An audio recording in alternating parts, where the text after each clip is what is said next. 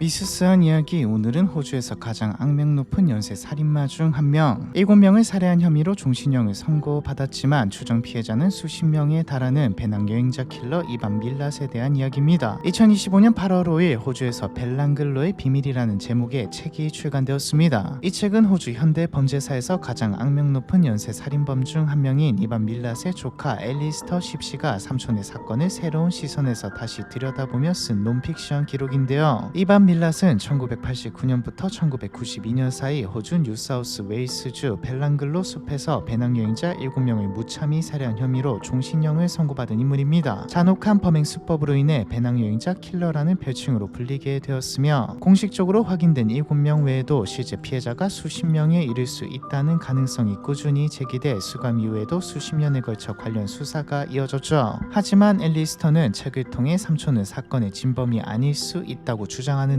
나는 사건의 진실을 밝히기 위해 지난 10여 년 동안 관련 자료를 수집했고 이 과정에서 기존 수사에 모순되는 정황들이 있음을 확인했다. 사건 규모와 방식상 단독 범행이 불가능한데도 경찰은 처음부터 삼촌을 범인으로 단정하고 수사를 진행했다. 수사 자체에 중대한 오류가 있었고 그 과정에서 삼촌은 희생양이 되었을 가능성이 있다. 앨리스터는 책을 통해 가족들이 이반 밀랏과 주고받은 서신과 증언 그리고 공개되지 않았던 기록을 공개하며 사건에 대한 또 다른 해석을 제시했습니다. 호주 현대 범죄사에서 가장 악명 높은 사건 중 하나인 배낭여행자 킬러 사건이 우리가 알고 있는 것과는 전혀 다르게 전개되었을 가능성을 제기한 것이죠. 앨리스터 십시의 주장을 어디까지 믿어야 할지 확인하기 위해서는 호주를 찾았던 배낭여행자들이 하나둘 자취를 감추던 당시로 거슬러 올라가야 합니다. 1989년 12월 30일 시드니를 떠나 엘버리 인근에서 열리는 콘페스트로 향하던 19세의 동갑내기 연인 제임스 깁슨과 데보리 에버레스트가 벨랑글로 숲 인근에서 실종됐습니다. 몇 개월 뒤 근처에서 제임스의 카메라와 배낭이 차례로 발견됐지만 정작 두 사람의 행방은 끝내 확인되지 않았죠. 1991년 1월 20일에는 독일 국적의 21세 여성 시모네 슈미들이 시드니에서 멜버른으로 이동하던 중 사라졌습니다. 같은 해 12월 26일에는 독일인 커플 가보르 노이게 바우어와 안냐 합시트가 킹스크로스의 한 호스텔을 떠난 뒤 자취를 감췄고 1992년 4월 18일에는 영국인 배낭여행자 캐롤라인 클라크와 조앤 윌터스가 킹스크로스에서 마지막으로 목격된 뒤 사라졌죠. 이처럼 인근에서 여러 명의 배낭여행자들이 사라지자 벨랑글로 숲 입구에는 외부인의 출입을 금지한다는 표지판이 세워졌는데요. 그럼에도 사람들은 계속해서 들어갔죠. 그러던 중 1992년 9월 19일 벨랑글로 숲을 탐험하던 두 명의 여행자가 수풀에 숨겨져 있던 시신 한 구를 발견합니다. 다음날 아침 신고를 받고 현장을 수색하던 경찰은 또 다른 시신을 발견했죠. 치아 기록을 통해 두 사람의 신원은 약 5개월 전 실종된 영국인 배낭여행자 캐럴라인과 조앤으로 확인되었습니다. 그런데 이 둘의 시신에서 명백한 살인의 흔적이 발견되었죠. 조앤의 시신은 총 15차례에 걸쳐 흉기에 찔린 흔적이 남아있었다. 등과 가슴에 치명상을 입어 몸을 움직이지 못하고 서서히 죽어간 것으로 확인된다. 캐럴라인은 머리에만 10발의 총을 맞은 채 발견됐는데 누군가 살아있는 사람을 대상으로 사격 연습을 한 것처럼 보였다. 이후 숲 전체에 대한 수색이 진행됐지만 추가 시신은 발견되지 않았고 결정적인 단서가 없어 수사는 더 이상 진전을 보이지 못한 채 미제로 남겨졌습니다. 그리고 약 1년의 시간이 지난 1993년 10월 5일 한 주민이 장작을 구하기 위해 숲을 찾았다가 숲을 속에 흩어져 있는 인고를 발견하죠. 신고를 받은 경찰은 다시 현장을 찾았고 수색 끝에 곧 두 구의 시신을 찾아내는데 바로 1989년 실종된 제임스 깁슨과 데보라 에버레스트였습니다. 유해를 분석한 결과 제임스는 흉기에 최소 8차례 찔린 흔적이 나왔고 특히 등을 깊게 관통한 상처로 인해 척추가 손상된 것으로 확인됐죠. 데보라는 심하게 폭행을 당해 두개골이 골절된 상태였으며 턱뼈도 부러져 있었는데요. 이마와 등에도 깊은 자상을 입었던 것으로 밝혀졌습니다. 처음에는 상처가 너무 많이 발견되어서 야생동물이 한 짓이 아니냐는 말도 나왔지만 상처를 분석한 결과 사람이 한 짓으로 결론났죠. 1993년 11월 1일 또 다른 유골이 숲 인근 공터에서 발견됐습니다. 신원 확인 결과 1991년에 실종된 시모네 슈미들이었죠. 흉기로 최소 8차례 공격을 받았고 그중 일부는 척추를 끊을 정도의 치명상이었던 것으로 확인됐습니다. 현장에서 함께 발견된 옷은 시모네가 아닌 다른 실종자 안냐 합시트의 것이었는데요. 사흘 뒤인 11월 4일 인근에서 안냐 합시트와 가보르 노이게 바오의 유해도 땅에 얕게 묻혀있는 상태로 발견됐죠. 안냐는 머리가 절단된 상태였고 가보르는 머리에 여러 발의 총을 맞은 상태였습니다. 서로 실종 시기가 달랐던 두 사람이 사람이 같은 장소에 나란히 묻혀있다는 사실은 배낭 여행자들을 노리는 연쇄 범행이 일어나고 있을 가능성을 시사했죠. 발견된 유해를 부검하는 과정에서 일부 피해자들이 치명상을 입은 이후에도 즉시 숨지지 않고 일정 시간 생존했다는 사실도 밝혀졌습니다. 이 말은 누군가 피해자들을 고문했다는 뜻이었죠. 피해자 대부분이 배낭 여행자였고 비슷한 이동 경로에서 잇따라 사라졌다는 점에서 최근 몇 년간 벨랑글로 숲 인근에서 발생한 실종 사건들은 단순한 사고나 개별 사건이 아니라 특정 집단을 노린 연쇄살인 사건일 가능성이 높다고 판단했다. 이에 따라 경찰은 전담 수사팀을 구성해 본격적인 수사에 착수했으며 사건과 관련된 시민들의 적극적인 제보를 기다리고 있다. 1993년 10월 14일 뉴사우스웨일스 경찰은 20명 이상의 수사관이 투입된 전담 수사팀을 구성했습니다. 수사 전문가들은 피해자들이 2명씩 함께 이동하던 중 공격을 받았다는 점, 범행 수법이 일관되지 않은 점, 시신이 각각 따로 묻혀 있었던 점 등을 근거로 이번 사건은 단독 범행이 아닌 2명 이상의 공범이 개입된 연쇄살인이 가능성이 높다고 판단했죠. 그런데 미처 용의자들을 특정하기도 전에 주정부가 빠른 사건 해결을 위해 현상금을 대폭 인상하면서 호주 전역에서 관련 제보가 쏟아지기 시작했습니다. 배낭 여행자 살인 사건과 관련된 제보가 수천 건 넘게 쏟아지면서 진짜 중요한 제보를 가려내기 힘들게 되었죠. 그래도 의미 있는 제보가 있긴 했습니다. 시드니 남서부에 거주하던 한 여성으로부터 한 통의 제보가 접수됐는데, 메리라는 이름의 여성은 약 16년 전 친구 테레즈와 함께 리버풀에서 캔버라로 히치하이킹을 하던 중 수상한 남성의 차를 탔던 경험이 있다고 말했죠. 남성은 30대 초반으로 검고 헝클어진 머리를 하고 있었는데 차가 미타공 인근을 지나 흉 고속도로에 들어섰을 때 갑자기 캔버라로 가는 지름길이 있다며 방향을 틀어 비포장 도로로 들어갔다고 했습니다. 잠시 후 차량을 멈춘 남성은 트렁크와 보닛을 열어둔 채 메리의 팔을 잡아 끌며 물었죠. 자 얘들아, 둘 중에 누가 먼저 갈래? 위협을 느낀 메리는 남성을 밀치고 테레즈와 함께 숲속으로 도망쳤습니다. 두 사람은 몇 시간 동안 숨어있다가 남성이 떠난 뒤에야 밖으로 나왔죠. 이후 도로를 따라 걷다 한 농가를 발견했고 농장 주인의 도움을 받아 보우럴 경찰서로 향했지만 정식 신고는 하지 않은 채 캔버라로 이동했고요. 사실 여기까지만 보면 다른 제보들과 큰 차이가 없었습니다. 다른 신고들도 전부 이런 식이었으니까요. 그런데 메리가 전화를 건 바로 그날 친구였던 테레즈 역시 따로 경찰에 연락을 해왔죠. 두 사람의 진술은 처음부터 끝까지 일치했습니다. 신빙성이 있는 제보가 되었기에 경찰은 둘의 제보를 눈여겨보고 있었는데 얼마 지나지 않아 또 하나의 중요한 제보가 이어졌죠. 캔버라에 거주하던 조앤 벨이라는 여성이 경찰에 연락해 1990년 1월 흉 고속도로 인근에서 목격한 일을 설명했습니다. 당시 도로 옆에는 차량 한 대가 멈춰 있었고 한 젊은 청년이 누군가에게 쫓기듯 달려오고 있었습니다. 차를 세우자 청년은 총을 든 남자가 자신을 위협한다며 살려달라고 외쳤습니다. 저는 급히 청년을 차에 태워 경찰서로 데려갔고 청년은 차량 번호를 경찰에 전달했죠. 그리고 이틀 뒤인 1993년 11월 13일에는 영국에서 한 통의 전화가 걸려왔습니다. 자신을 폴 어니언스라고 밝힌 남성은 호주에서 겪었던 당시 상황을 상세히 진술했는데요. 1990년 1월 25일에 호주에서 히치하이킹을 하던 중에 빌이라는 이름을 사용한 남성의 차를 얻어 탔습니다. 40대 초반에 키는 178cm 정도로 건장한 체격이고 검은 머리에 콧수염을 기르고 있었어요. 차는 털시트 커버가 씌워진 흰색 토요타 랜드 크루저였고요. 차가 벨랑글로 숲에서 1km 떨어진 지점까지 이동했을 때 갑자기 그 남자가 권총과 밧줄을 꺼내들고 절 위협했습니다. 몸싸움 끝에 간신히 탈출에 성공했고 지나가던 차량을 세워 도움을 요청할 수 있었습니다. 영국에서 걸려온 전화는 바로 조앤이 구해주었던 청년 본인의 제보 전화였죠. 진술을 바탕으로 경찰이 용의자의 윤곽을 좁혀가던 가운데 또 하나의 결정적인 제보가 이어졌습니다. 도움이 될지는 모르겠다며 말을 꺼낸 중년 여성은 같은 동네에 사는 한 남성이 수상하다고 지목했는데요. 이반 밀랏이라는 남성으로 사륜구동 차량을 몰고 다니고 총기를 다수 소유하고 있으며 평소 사격에 집착하는 태도를 보였고 벨랑글로 숲도 자주 드나들었다고 했죠. 총에 미친 사람이에요. 사격 연습을 한다며 허구한 날 마당에서 총질을 해대는데 자기는 무엇이든 쏴 죽일 수 있다고 하더군요. 한 번은 벨랑글로 숲에서 캥거루를 쏴 죽였다고 자랑하기도 했어요. 성정이 포악하고 잔인하기 이를 데 없어요. 오죽하면 아내가 가출했겠어요. 이반 밀랏은 가난한 집안의 14남매 중 5번째로 태어났습니다. 어린 시절부터 작은 동물들을 죽여서 전시하는 등 반사회적인 행동을 보여 지역 내에서 소문이 좋지 않았던 인물이었는데요. 소문을 증명하듯 이반 밀랏은 10대 후반부터 절도와 침입 등 범죄를 반복하며 수차례 실형을 선고받았습니다. 그러다 26세였던 1971년 4월 7일에는 리버풀 기차역 인근에서 히치하이킹을 하던 18세 여성 2명을 흉기로 위협해 납치한 뒤 그중 한 명을 끔찍하게 유린하는 범행을 저질렀죠. 여성들은 주유소에 들른 틈을 타 가까스로 탈출했고 이반 밀랏은 같은 날 체포되었습니다. 그런데 재판을 기다리는 동안에도 형제들과 함께 연쇄 강도 사건을 일으켰죠. 이반은 수사망이 좁혀오자 시드니의 해안절벽에서 자신의 신발을 남겨두고 극단적 선택을 한 것처럼 위장했습니다. 이후 2년간 퀸즐랜드와 빅토리아를 거쳐 도피 생활을 하다가 가짜 신분으로 호주로 다시 들어온 것으로 알려져 있죠. 1974년 다시 체포됐지만 가족들의 도움으로 혐의를 벗고 자유의 몸이 되었으며 이후 트럭 운전사로 일하며 겉으로는 평범한 삶을 유지하고 있는 것처럼 보였습니다. 지금은 평범한 듯 보였지만 과거 전력이 있었기에 경찰은 집중 수사를 시작했습니다. 1994년 2월 전담 수사팀은 수사관 33명과 분석관 11명 규모로 확대됐죠. 이반 밀랏과 그의 가족들은 6명의 수사팀이 별도로 편성돼 집중적으로 감시를 하고 있는 상태였습니다. 그리고 수사 과정에서 이반 밀랏이 영국인 청년 폴이 진술한 차량과 유사한 모델을 소유하고 있으며 클라크와 월터스의 시신이 발견된 직후 자신의 차량인 은색 닛산 페트롤을 급히 처분했다는 사실도 확인했죠. 또한 범행이 벌어진 날짜에 직장에 출근하지 않았다는 것도 드러났습니다. 평소에 빌이라는 이름을 사용했다는 점과 형제 중에 실제로 빌이라는 이름을 가진 인물이 있다는 사실도 확인되면서 형제들이 함께 범행을 벌였을 가능성까지 제기되었는데요. 하지만 이는 어디까지나 추정에 불과할 뿐 다른 가능성도 배제할 수는 없는 상황이었습니다. 당시 수사 선상에는 살해된 것으로 추정되는 실종자 10여 명과 미해결 살인사건 6건에 관련된 주변 인물들 그리고 시민들이 지목한 관련 인물 5명이 용의자로 올라가 있었고 그중 누구라도 진짜 범인일 가능성이 있었기 때문이죠. 경찰은 1994년 3월 과거 신원 불명 남성에게 위협을 받았던 메리와 테레즈를 불러 용의자 사진을 보여주었습니다. 메리는 특정 인물을 지목하지 못했지만 테레즈는 이반 밀랏의 사진을 지목하며 눈썹과 얼굴형이 비슷하다고 진술했죠. 공범 가능성이 있어 함께 조사 대상에 올랐던 리처드 밀란 역시 범인과 인상착의가 유사한 인물로 지목되었고요. 비록 테레즈의 진술은 법정에서 증거로 채택되지는 않았지만 밀랏 형제를 둘러싼 의혹을 더욱 증폭시키는 계기가 되었습니다. 1994년 4월 호주 경찰은 영국인 청년 폴 어니언스의 진술을 확보했고 폴은 직접 호주로 건너와 수사에 협조하게 됩니다. 경찰이 제시한 용의자 리스트를 하나씩 확인하던 폴은 망설임 없이 한 남성을 가리켰죠. 바로 이반 밀랏이었습니다. 폴의 진술을 바탕으로 경찰은 같은 해 5월 22일 약 50명의 인력을 투입해 자택을 포위한 뒤 이반 밀랏을 강도 및 불법 무기 소지 혐의로 체포했죠. 자택 수색 과정에서 숨진 배낭 여행자들의 소지품 22구경 소총과 권총 그리고 보위 나이프 등 다양한 무기가 발견되었고요. 수색은 어머니와 형제들의 집까지 확대되었고 흉기와 피해자 관련 물품이 추가로 확인됐습니다. 수집된 증거를 바탕으로 배낭 여행자 7명 살해 혐의가 추가로 적용됐으며 1996년 3월 26일 시드니에 위치한 뉴사우스 웨일스 대법원에서 본격적인 재판이 시작됐죠. 누가 봐도 범인으로 보이고 이 정도면 자신도 범행을 부정할 수 없는 수준으로 보이는 게 사실입니다. 그런데 이반 밀랏은 수많은 증거가 제시된 상황에서도 무죄를 확신하고 있었던 것으로 보이는데요. 나는 하지 않았다, 누가 했는지는 모른다, 제시된 증거들이 모두 정황에 불과하다, 나를 잡아놓고 싶다면 증거를 가져오라, 유죄를 입증하는 것은 나의 몫이 아니라 검찰의 몫이다. 본인은 자신만만했지만 배심원단은 약 18주에 걸친 재판 끝에 유죄 판결을 내렸습니다. 이반 밀랏은 7건의 살인 혐의에 대해 가석방 없는 종신형을 선고받았으며 폴 어니언스 사건과 관련된 살인 미수 감금 강도 혐의에 대해서도 징역형을 받게 되었죠. 이반 밀랏은 수감 첫날부터 다른 수감자에게 폭행을 당하는 등 순탄하지 않은 수감 생활을 이어가다가 약 1년 뒤인 1997년 5월 다른 수감자와 함께 탈옥을 시도하다가 실패해 최고 보안구역으로 이감되었습니다. 이반 밀랏은 수감된 뒤에도 끝까지 결백을 주장하며 재판 결과를 받아들이지 않았고 변호인의 조력을 충분히 받지 못했다는 이유로 항소도 해봤지만 받아들여지지 않았죠. 이후에도 새로운 근거를 내세워 재심을 시도했지만 모든 신청은 기각되었습니다. 이반 밀랏이 어머니에게 범행을 인정하는 취지의 말을 했다고 제보받은 경찰은 여러 차례 접촉하며 자백을 받아내기 위해 시도했지만 어떠한 진술도 얻지 못했죠. 이반 밀랏은 2004년 인터뷰에서 가족 누구도 사건에 연루되지 않았다고 주장했고 2009년에는 재심을 요구하기 위해 자신의 손가락 일부를 절단하는 극단적인 행동까지 벌였다. 이후에도 면도날과 금속 조각을 삼키는 등 문제 행위를 반복했고 2011년에는 요구가 받아들여지지 않자 9일간 단식을 이었고 결과며 체중이 크게 감소하기도 했다. 투쟁을 이어가던 이반은 2019년 5월 식도암 말기 판정을 받은 후 약 5개월간 교도소와 병원을 오가다가 같은 해 10월 27일 새벽 74세의 나이로 사망합니다. 마지막 순간까지도 끝내 범행을 인정하지 않은 채 말이죠. 이반 밀랏의 소식을 들은 사람들의 의견은 둘로 나뉘었습니다. 하나는 끝까지 뻔뻔하다, 하나는 죽을 때까지 부인하다니 정말 이반 밀랏의 말대로 주장대로 혹시 밀랏은 범인이 아닐 수도 있지 않을까. 하지만 의구심만 남았을 뿐 더 이상의 수사도 진실이 뭔지 밝히는 것도 불가능이 되었죠. 당연한 말이지만 이반 밀랏의 죽음으로 사건은 종결되었거든요. 경찰은 공식적으로 확인된 피해자 7명 외에도 수사 과정에서 이름이 거론된 실종자와 미해결 사건까지 포함하면 이반 밀랏의 소행으로 의심되는 사건은 10건이 넘는다는 의심도 하고 있죠. 즉 경찰 입장에서는 밀랏이 범인이 아닐지도 모른다가 아니라 더 많은 사건들의 범인이다라고 생각하고 있는 겁니다. 실제로 벨랑글로 숲인근에서는 오랜 시간에 걸쳐 여러 건의 실종 사건이 발생했고 그중 일부는 지금까지도 해결되지 않은 채 남아있거든요. 그럼에도 불구하고 이반 밀랏의 가족들은 그리고 일부 사람들은 여전히 그가 범인이 아니라는 입장을 유지하는 중입니다. 특히 조카 앨리스터 십씨는 처음에 나왔듯 책을 통해 수사 과정의 문제와 기존 결론의 허점을 지적하며 삼촌이 경찰에 의한 희생양이 되었다고 주장하고 있죠. 이미 범인은 잡혔고 유죄 판결도 내려졌지만 의혹과 의문을 남긴 배낭여행자 킬러에 대한 이야기, 이번 편은 여기까지입니다.